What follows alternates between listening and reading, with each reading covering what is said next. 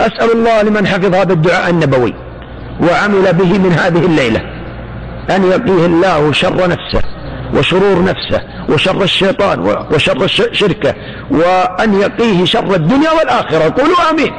ومن قال آمين ولو عبر الشريط ولو عبر التسجيل، أسأل الله لمن سجل ووزع الشريط ووزع الخير وبلغ الخير أن ينظر الله وجهه وأن يجري ثوابه كما أجرى أنفاسه، فإن الدال على الخير كفاعله، وفاعله من أهل الجنة بإذن الله ومشيئته. قل إذا أصبحت، يا إخواني هذا أهم من الغداء والعشاء والإفطار.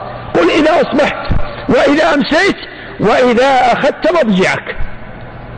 اللهم عالم الغيب والشهادة فاطر السماوات والأرض رب كل شيء ومليكه، أشهد أن لا إله إلا أنت، أعوذ بك من شر نفسي ومن شر الشيطان وشركه، وأن أقترف على نفسي سوءا أو أجره إلى مسلم. رواه الترمذي.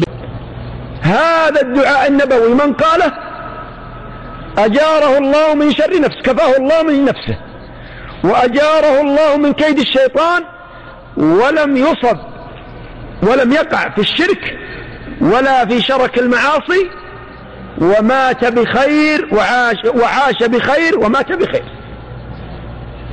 فانتبهوا لهذا الذكر.